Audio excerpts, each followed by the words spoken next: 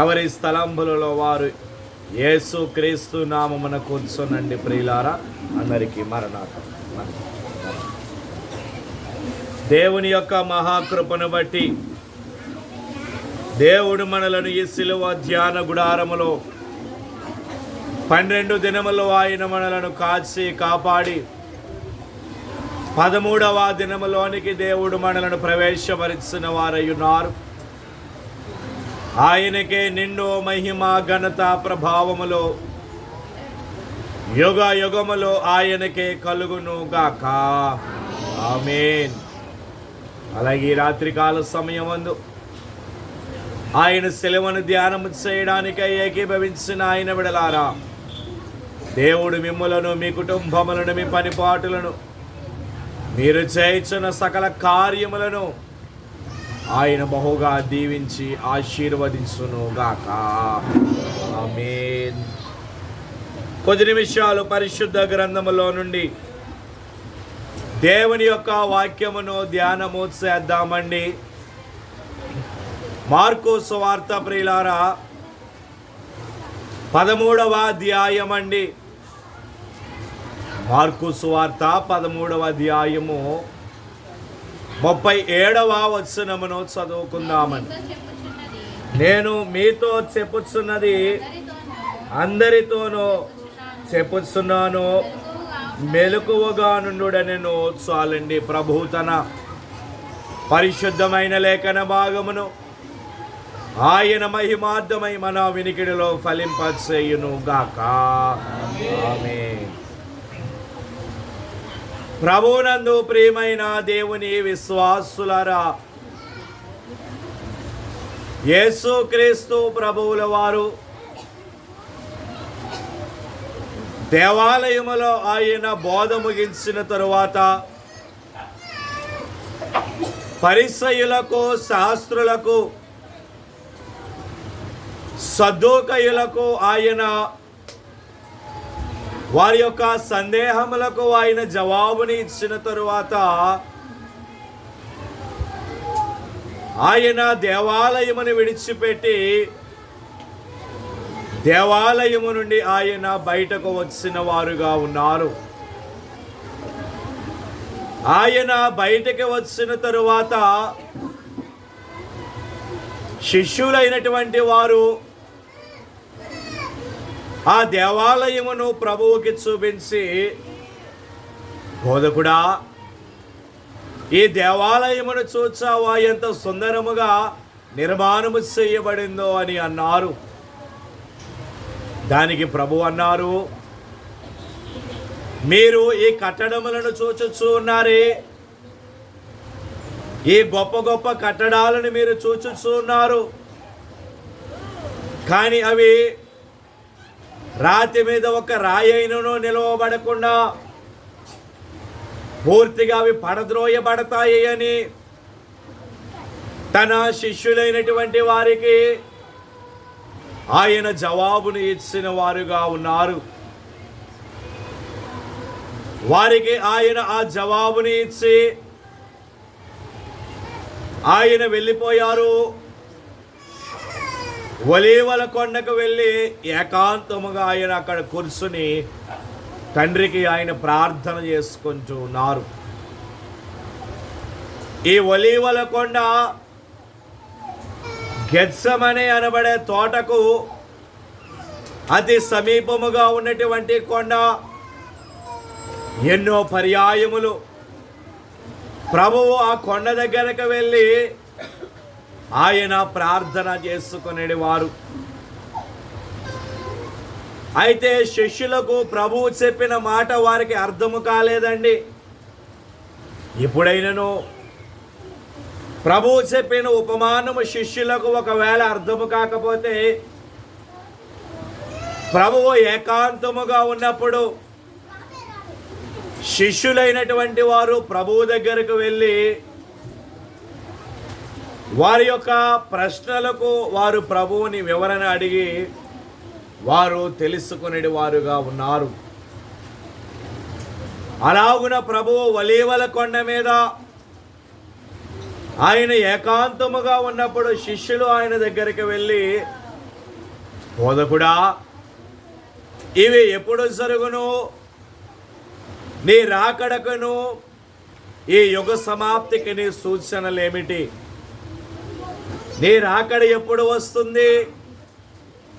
ఈ యుగ సమాప్తికి సూచనలేమిటి అని వారే ప్రభువుని అడిగారు. దానికి ప్రభువు చాలా విపులముగా వారికి జవాబుని ఇచ్చారు. ఆయన అన్నారు వారితో, మీరు జాగ్రత్తగా ఉండండి, మిమ్మును మీరే మోసపుచ్చుకోవద్దు. అనేకులు నా పేరట వచ్చి మిమ్మును మోసపరచాలని వారు చూస్తారు.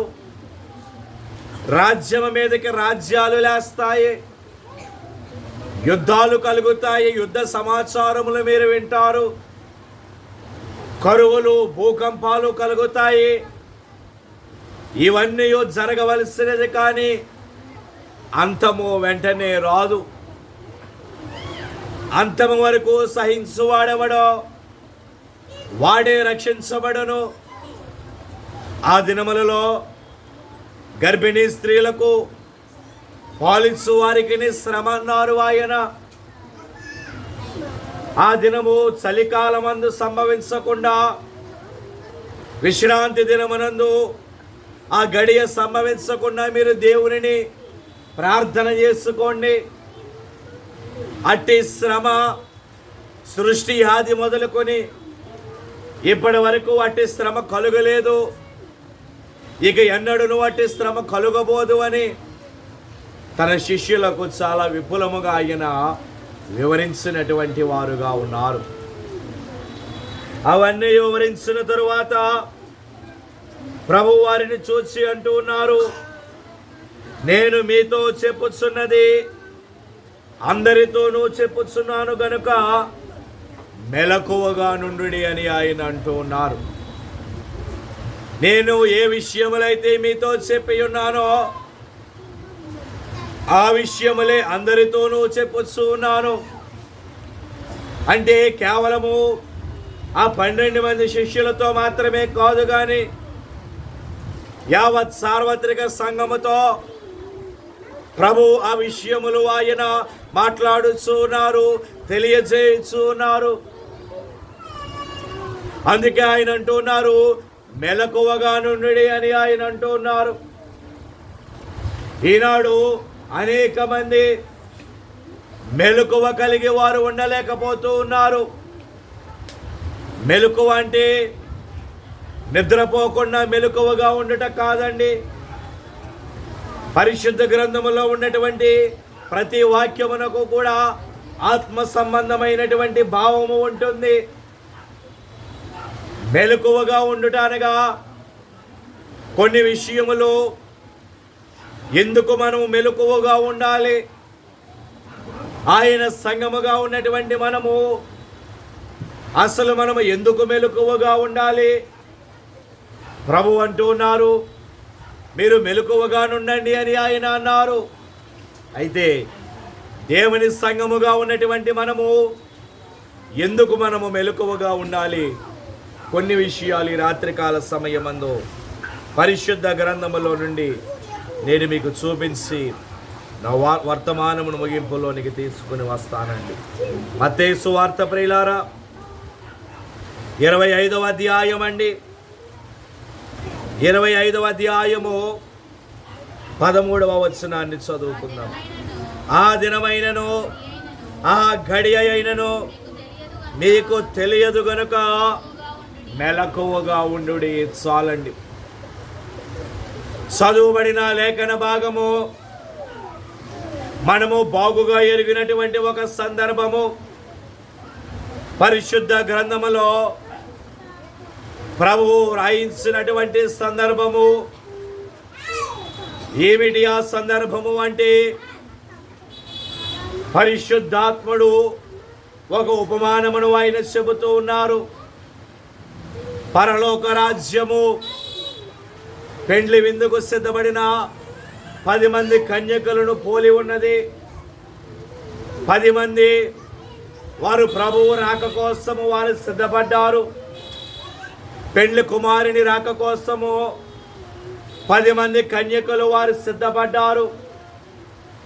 10 మందిలో 5 దివిటీల నిండా నూనెను వారు తెచ్చుకున్నారు. ఆ దివిటీలతో పాటు మరి ఎక్కువ నూనె వారు తెచ్చుకున్నారు. మిగిలిన 5 వారి దివిటీలలో ఎంత నూనె ఉన్నదో అంత నూనెనే వారు తెచ్చుకున్నారు. అయితే పెళ్లి కుమారుని యొక్క రాక ఆలస్యమయ్యింది. అతని రాక ఆలస్యమగుట ద్వారా ఈ 5 కన్యకలు ఎవరైతే ఉన్నారో వారి దివిటీలలో నూనె అయిపోయినది. వారి దివిటీలు ఆరిపోయాయి. అయితే ఈ 5 బుద్ధి లేని కన్యకలు వారి 5 బుద్ధిగల కన్యకల దగ్గరికి వెళ్ళి, మీ నూనెలో కొంచెము నూనె మాకు ఇవ్వండి, మా దివిటీలు ఆరిపోయాయి, పెళ్లి కుమారుడు వచ్చే సమయం ఆలస్యమవుతుంది కనుక మాకు కొంచెము నూనె ఇవ్వండి అని వారు అడిగారు. అప్పుడు వీరు 5 అన్నారు, మీకును మాకును ఈ నూనె సరిపోదు కనుక ఎవరైనా నూనె అమ్ముతూ ఉంటే మీరు వెళ్ళి నూనె కొనుక్కొని తెచ్చుకోండి అన్నారు. అలాగునా ఆ 5 బుద్ధి లేని కన్యకలు నూనె కోసము వారు వెళ్ళారు. మధ్యరాత్రి వేళ వర్తకులు ఎవరు నూనె అమ్ముటలేదు. చాలా దూరం వెళ్ళారు. ఎక్కడో ఒక చోట వారికి నూనె దొరికింది. వారి నూనె కొనబోవచ్చు ఉండగా పెళ్లి కుమారుని యొక్క స్వరము వినబడింది. ఆ గడియ వచ్చింది. పెళ్లి కుమారుడు వచ్చి గడియ వచ్చినది. ఆ గడియ వచ్చినప్పుడు ఎవరైతే సిద్ధపాటు కలిగి ఉన్నారో 5 బుద్ధిగల కన్యకలు వారు పెళ్లి కుమారుడు తలుపు తీస్తారు. ఆ 5 బుద్ధిగల కన్యకలు పెళ్లి కుమారునితో వారు అంతఃపురములోనికి వెళ్ళిపోయారు. తలుపు మూయబడినది. తలుపు మూయబడిన తరువాత 5 బుద్ధి లేని కన్యకలు వచ్చారు. 5 బుద్ధి లేని కన్యకలు వచ్చి వారు తలుపును తడుతూ ఉన్నారు. అయ్యా, మేము కూడా పిలువబడిన వారమే, మేము కూడా పెళ్లి కుమారుని రాక కోసం సిద్ధపడిన వారమే, మేము కూడా పెళ్లి కుమారుని రాక కోసం వచ్చిన వారమే. అయితే పెళ్లి కుమారుని రాక ఆలస్యం అయ్యిందని మేము నూనె కోసం వెళ్ళామయ్యా, ఈలోపు మీరు తలుపు వేసేస్తారు అన్నారు. వారు ఎంత తలుపు కొట్టినా చాలాసేపటి వరకు తలుపు తీయబడలేదు. ఎప్పుడుకో ప్రభువు తలుపు తీస్తారు. తలుపు తీసి వారిని చూసి ప్రభు అంటూ ఉన్నారు, మీరు ఎవరో నాకు తెలియదు అని ఆయన అంటూ ఉన్నారు. మీరు ఎవరో నాకు తెలియదు అని మరలా వారి మీద ముఖం మీద తలుపు వేసేస్తారు.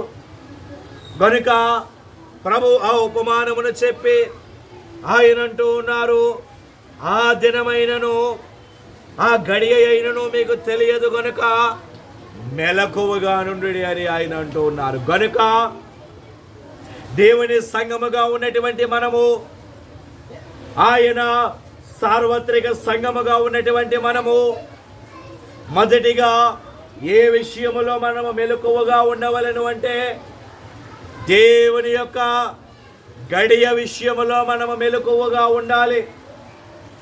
ఆ దినము విషయములో మనము మెలకువగా ఉండవలెను.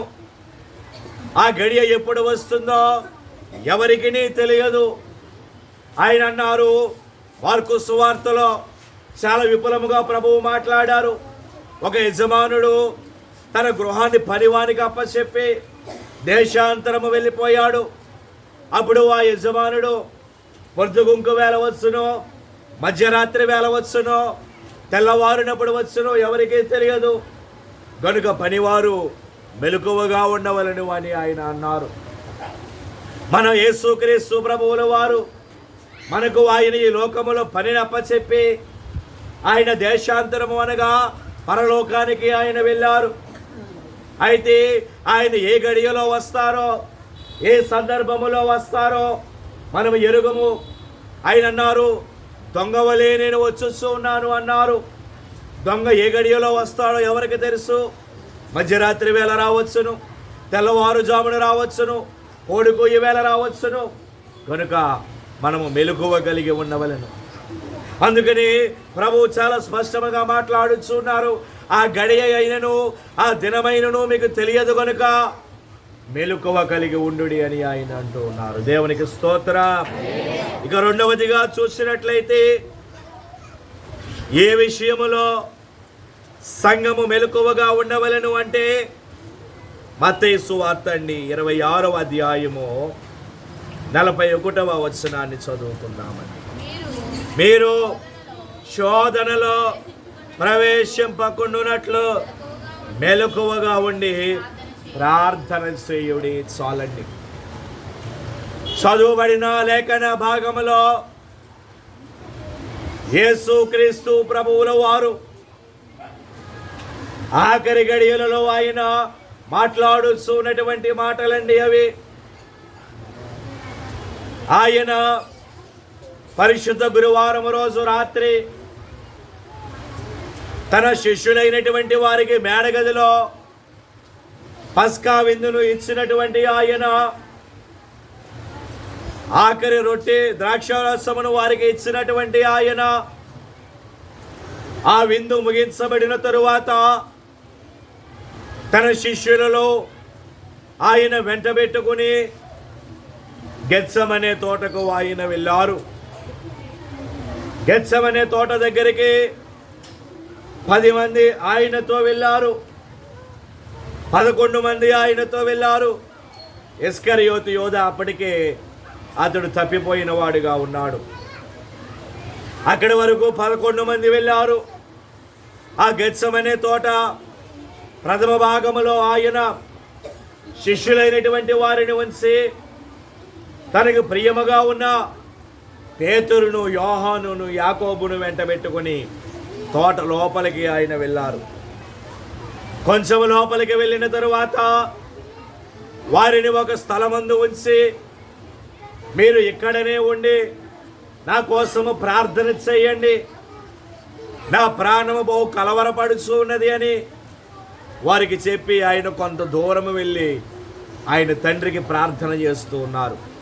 తండ్రి, సాధ్యమైతే ఈ గిన్నె నా యొద్ద నుండి తొలగించుము, అయినను నా ఇష్ట ప్రకారము కాదు, నీ చిత్త ప్రకారమే కానిమ్ము అని ఆయన తన చెమట రక్త బిందువుల వలె కారునంత వరకు ఆయన ప్రార్థన చేస్తారు తండ్రికి. ఒకసారి వచ్చి చూచారు, శిష్యులు నిద్రపోతూ ఉన్నటువంటి వారై ఉన్నారు. ఎవరు? పేతురు, యోహాను, యాకోబు ముగ్గురు ఎవరైతే ఉన్నారో వారు నిద్రపోతూ ఉన్నారు. ప్రభువు వారిని లేపారు. మీరు ప్రార్థన చెయ్యండి అయ్యా అన్నారు.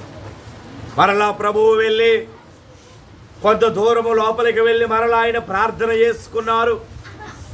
ప్రార్థన చేసిన తరువాత మరలా ఆయన శిష్యుల దగ్గరికి వచ్చి చూసేసరికి వారి కన్నులు భారముగా ఉండి నిద్రపోతూ ఉన్నటువంటి వారై ఉన్నారు.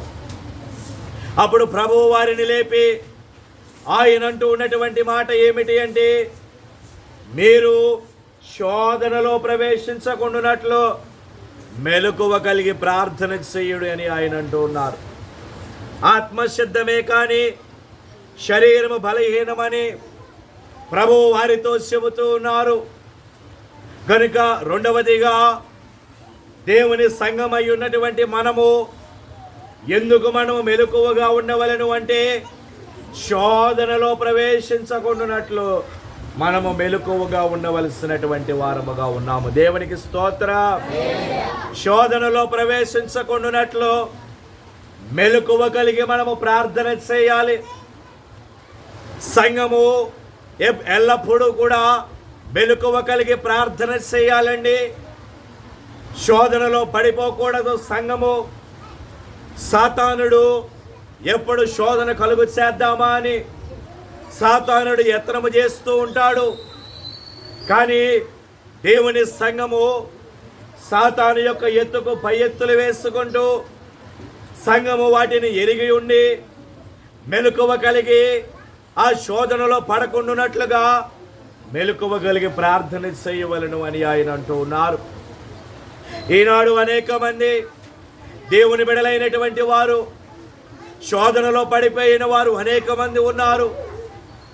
ఆ శోధనలో పడిపోయి బయటికి రాలేకపోయిన వారు అనేక మంది ఉన్నారు. ఆది కాలములో ఆదాము అవ్వలు వారు సాతానుడు శోధనలో పడవేస్తాడు వారిని. ఆ పాపము నుండి ఆ శోధన నుండి వారు బయటికి రాలేకపోయారు.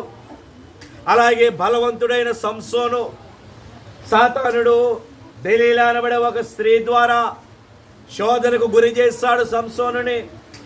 శోధనలో పడిపోయాడు సంసోను, తన బలాన్ని పోగొట్టుకున్నాడు. సౌలు అనబడే రాజు అతడు బలవంతుడు, పరాక్రమవంతుడు, కానీ అతడు శోధనలో పడిపోయాడు. కరణ పిశాచములు వారి దగ్గరికి వెళ్ళి శోధ చెప్పించుకున్నాడు. రాజ్యాన్ని కోల్పోయాడు సౌలు.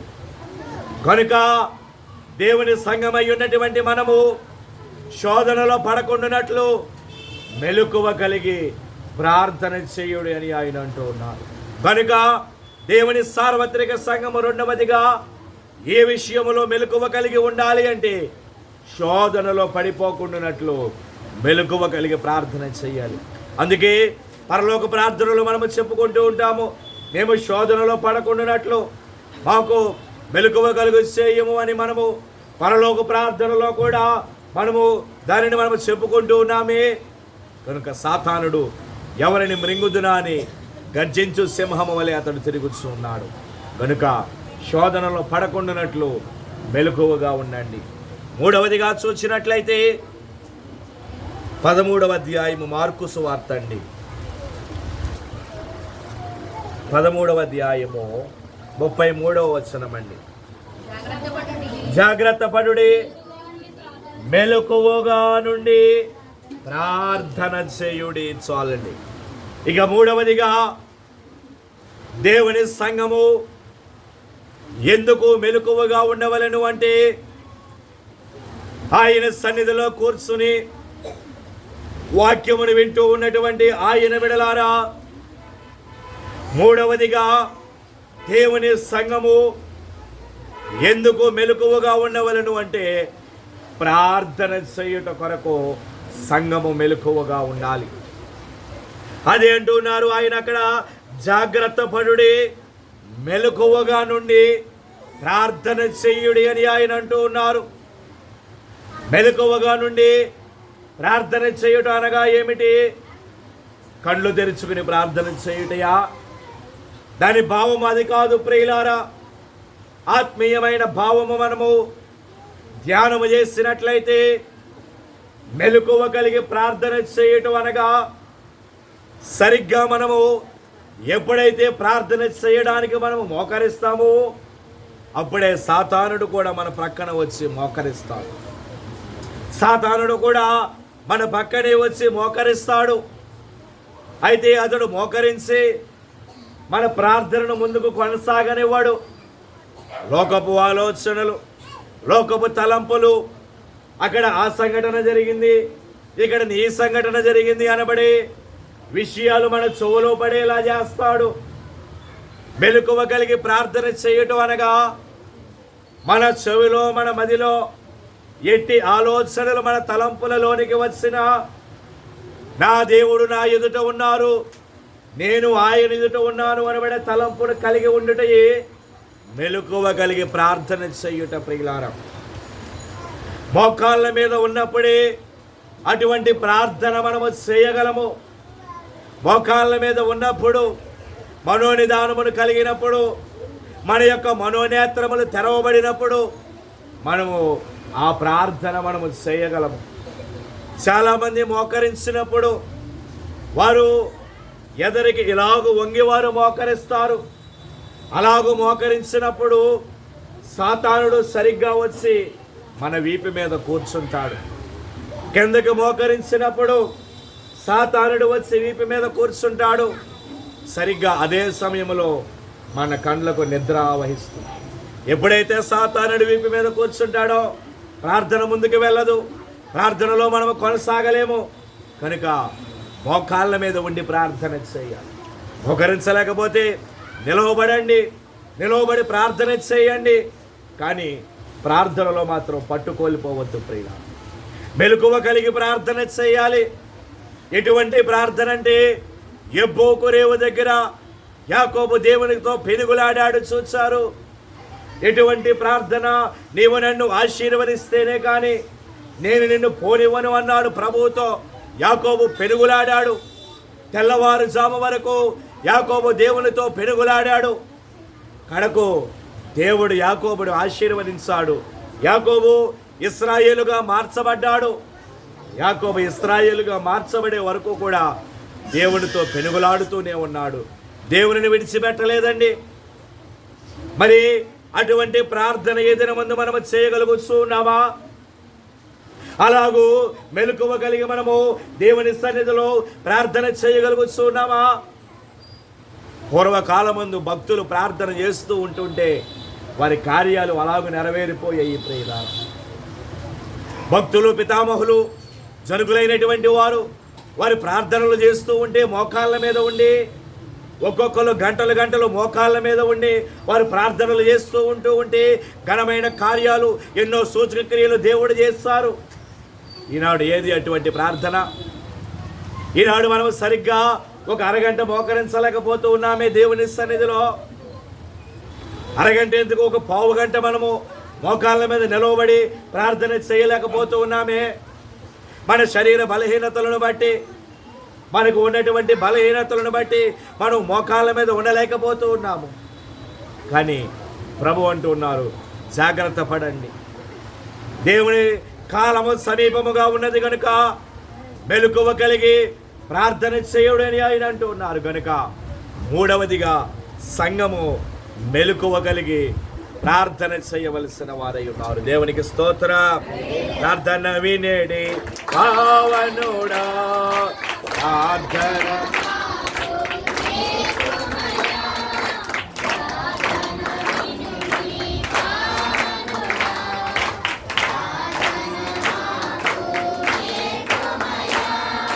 దినములోన దైవ చిత్తముకు, దినములోన దైవ చిత్తముకు సరి దీనుడవయ్యో వాంటిగా చేసిన ప్రార్థన నేర్పుమయ్యా. దీనుడవయ్యో వాంటిగా కొండను చేసిన ప్రార్థన, ప్రార్థన వినేడి ప్రార్థన మాకు నేర్పుమయ్యా. దేవునికి స్తోత్రం. కనుక సంఘము మూడవదిగా ఎందుకు మెలకువగా ఉండవలను అంటే, ప్రార్థన చేయుట కొరకు సంఘము మెలకువగా ఉండాలి. నాలుగవదిగా చూసినట్లయితే లూకాసు వార్త అండి, 12వ అధ్యాయము ప్రియులారా. లూకాసు వార్త 12వ అధ్యాయము 37వ వచనం అండి. ప్రభువు వచ్చి ఏ దాసులు మెలకువగా ఉండుట కనుగొనునో ఆ దాసుడు ధన్యుడు. చాలండి. చదువుబడిన లేఖన భాగములో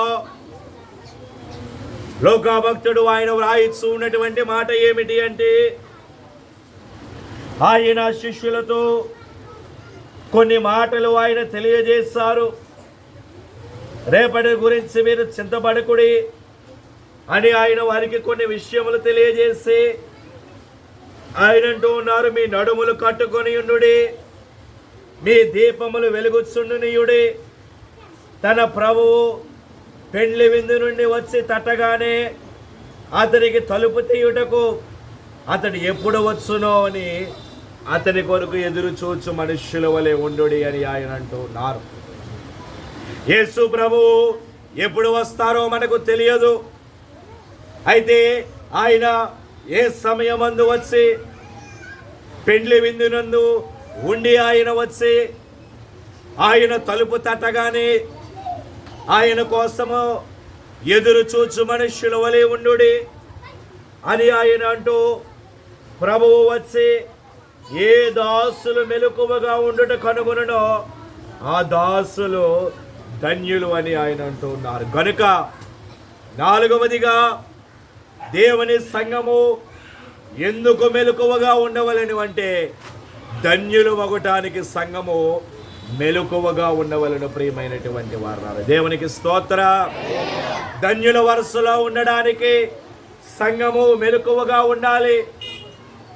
సంఘము ధన్యుల వరుసలోనికి వెళ్ళాలి. అది ఆయన అంటూ ఉన్నారు. ఆయన తలుపు తట్టినప్పుడు ఆ తలుపు తీయడానికి ఎదురు చూచు మనుష్యుల వలె ఉండుడి. అప్పుడు ప్రభువు వచ్చినప్పుడు ఏ దాసులైతే మెలకువగా ఉంటారో ఆ దాసులు ధన్యులు అని అంటూ ఆయన అంటున్నారు. అతడు నడుము కట్టుకుని వారిని భోజన పంక్తిని కూర్చుండబెట్టి తానే వారికి ఉపచారము చేయును అని ఆయన అంటున్నారు. ఎవరైతే ధన్యులుగా ఉంటారో యేసుక్రీస్తు ప్రభువుల వారు అనగా పెళ్లి కుమారుడు పెళ్లి విందులో నుండి ఆయన వచ్చి తలుపు తట్టగానే ఎవరైతే ఆ తలుపుని వారు తీస్తారో వారికి ఆయనే వచ్చి ఉపచారం వచ్చేయను అని ఆయన అక్కడ వారికి తెలియజేయుచున్నటువంటి వారై ఉన్నారు. కనుక దేవుని సంఘము నాలుగవదిగా ఎందుకు మెలకువగా ఉండవలను అంటే ఆయన ధన్యుల వరస్సులో ఉండడానికి సంఘము మెలకువగా ఉండవలను. ప్రియులారా, ఇక ఐదవదిగా చూసినట్లయితే మత్తయి సువార్త 24వ అధ్యాయము. ప్రియులారా, మత్తయి సువార్త 24వ అధ్యాయము 42వ వచనాన్ని చదువుకుందాము. కావున ఏ దినమున మీ ప్రభువు వచ్చునో మీకు తెలియదు గనుక మెలకువగా ఉండుడి చాలండి. ఇక ఐదవదిగా దేవుని సంఘము ఎందుకు మెలకువగా ఉండవలను అంటే అక్కడ ఆయన అంటూ ఉన్నటువంటి మాట ఏమిటి అంటే ఏ దినమున మీ ప్రభువు వచ్చునో మీకు తెలియదు గనుక మెలకువగా ఉండుడి అని ఆయన అంటున్నారు. గనుక ఐదవదిగా దేవుని సంఘము ఎందుకు మెలకువగా ఉండవలను అంటే ఆయన రాకడ కొరకు సంఘము మెలకువగా ఉండవలను. ప్రియులారా, దేవునికి స్తోత్ర. ఆయన రాకడ కోసము సంఘము మెలకువగా ఉండాలి. నేడు రేపు అన్నట్లుగా ఆయన రాకడ ఉన్నది. ప్రియమైనటువంటి వారులారా, లోకములో జరుగుతున్న సూచనలన్నీ ఆయన రాకడ అత్యంత సమీపము అని మనకి తెలియజేయచ్చు ఉన్నది. రెండవ రాకడలో ఆయన వచ్చినప్పుడు మొదట వచ్చినట్లుగా గొర్రె పిల్ల వలె ఆయన రారండి. కొదమ సింహము వలె ఆయన రాబోతూ ఉన్నారు. తీర్పు తీర్చడానికి ఆయన రాబోతూ ఉన్నారు. కనుక మెలకువగా ఉండాలి ఆయన రాకడ కోసము. ఆయన ఎప్పుడు వచ్చినా ఆయన రాకడలో ఎగిరి వెళ్ళిపోవడానికి సంఘము సిద్ధముగా ఉండాలి. అటు సిద్ధపాటు సంఘమై ఉన్నటువంటి మనము కలిగి ఉండవలసిన వారముగా ఉన్నాము. ఎన్నో పర్యాయములు మనము రాకడ సిద్ధపాటు గురించి వర్తమానములు మనము విన్నాము. దేవుని సంఘము ఎప్పుడూ కూడా ఆయన రాకడ కోసము సిద్ధముగా ఉండాలి. ఈ సమయం అందే ఆయన రాకడైతే మనం ఎగిరి వెళ్ళిపోయే వారి వరుసలో ఉండాలి. అంతేకాని ఎగిరిపోయే వారి వరుసలో మనము ఉండకూడదు. ప్రియులారా, ఎగిరి వెళ్ళే వారి వరుసలోనే మనము ఉండాలి. కనుకని మన ఆత్మీయ తండ్రి గారు పాడేవారు, రెక్కలు గలవారేమో చూసుకునుడి, పైకి ఎగరగలరేమో పరికించుకునుడి, పడిపోయే పాటేమో జాగ్రత్త అండి. కనుక పప్పలు కావాలో తిప్పలు కావాలో మనమే తెలుసుకోవాలి. ఆయనతో పాటు ఎగిరి వెళ్ళిపోయిన వారు మధ్యాకాశములో 7 ఏండ్లు విందులో వారు ఉంటారు. మిగిలిపోయిన వారు 7 ఏండ్ల మిక్కటమైన శ్రమలు వారికి. అంత్యక్రీస్తు సాతానుడు మొదటి 3.5 సంవత్సరములు చాలా బాగుగా పరిపాలిస్తాడు. చివరి 3.5 సంవత్సరములు మిక్కటమైన శ్రమలకు వారిని గురి చేస్తాడు. అప్పుడు వారు తెలుసుకుంటారు, అయ్యో మేము ఆయనను అంగీకరించలేకపోయామే, మేము మా రక్షకుని అంగీకరించలేకపోయాము, మేము మా దేవుడిని అంగీకరించలేకపోయాము అని అప్పుడు వారు బాధపడతారు. ఎన్ని బాధలు పడినా ఆయన ఒకసారి తలుపు వేసేసిన తరువాత మరలా తలుపు తీసే ప్రసక్తి లేదు ప్రియులారా. కనుక ఆయన రాకడ కోసము సంఘము మెలకువగా ఉండాలి. ఎప్పుడు వచ్చునో ఆయన రాకడ తెలియదు, ఎప్పుడు వస్తుందో తెలియదు, కానీ ఎప్పుడు వచ్చినా రెప్పపాటులో ఆయన రాకడ సంభవిస్తుంది ప్రియులారా. ఒక రెప్పపాటు ఎంతసేపు వేస్తామండి మనము? సెకండ్లో, మిల్లీ సెకండ్లో ఒక భాగము. ఆ రెప్పపాటు సమయంలో సంఘము ఆయుత్తపడాలంటే ఎంత సిద్ధపాటు మనము కలిగి ఉండాలి. సంఘము సిద్ధముగా ఉండాలి. ఆయన అతి త్వరగా ఆయన రాబోతూ ఉన్నారు కనుక ఆయన రాకడకు సిద్ధపడండి. ఆయన రాకడలో ఆయుత్తుల కండి. అందుకే మనం పాడుకుంటూ ఉన్నాము, యేసు రాజుగా వచ్చుచున్నారు, ఓ లోకమంతా తెలుసుకుంటారు. యేసు రాజుగా వచ్చుచున్నారు, ఓ లోకమంతా. రవి కోటి తేజుడు రమ్యమైన దేవుడు, రవి కోటి తేజుడు రమ్యమైన దేవుడు రాజుగా వచ్చుచున్నాడు, రాజుగా వచ్చుచున్నాడు. యేసు రాజుగా, ఓ లోకమంతా యేసు రాజుగా, ఓ లోకమంతా తెలుసుకుంటారు. దేవునికి స్తోత్రం. కనుక ఆయన అత్యంత రాకడ అత్యంత సమీపముగా ఉన్నది ప్రియులారా. కనుక ప్రభు అంటూ ఉన్నారు, నేను మీతో చెప్పే విషయాలు అందరితోనూ చెప్పుచున్నాను కనుక మెలకువగా నుండి అని ఆయన అంటూ ఉన్నారు. సంఘము ఎందుకు మెలకువగా ఉండాలో 5 విషయాలు నేను మీకు చూపించాను. మొదటిగా ఆయన గడియ విషయంలో మనము మెలకువగా ఉండాలి. రెండవదిగా శోధన తప్పించుకున్నట్లు మెలకువగా ఉండాలి. మూడవదిగా ప్రార్థన చేయడానికి సంఘము మెలకువగా ఉండాలి. నాలుగవదిగా ధన్యుల వరుసలో ఉండడానికి మెలకువగా ఉండాలి. ఐదవదిగా దేవుని రాకడ కోసం మెలకువగా ఉండాలి. కనుక సంఘమై ఉన్నటువంటి ఆయన బిడలారా, మెలకువ కలిగి ఉండండి. ఆయన నేడో రేపో అత్యంత సమీపముగా ఉన్నది ఆయన రాకడ. కనుక ఆయన ఎప్పుడు వచ్చినా ఆయన రాకడలో ఎగిరిపోయే వారి వరుసలో ఉండండి. ఆయన రాకడలో ఆయుత్తపడండి. ప్రభు కృపా దీవెన ఆశీర్వాదములు మీ ఎల్లరికూ సదా తోడయుండునుగాక. ఆమేన్. మోకరిందామండి. ఆయన ధ్యానములోనికి వెళదాము ప్రియులారా. అందరము కూడా మోకరిందాము. మేఘాల మీద యేసు వచ్చున్నాడు, పరిశుద్ధులందరినీ తీసుకుపోతాను.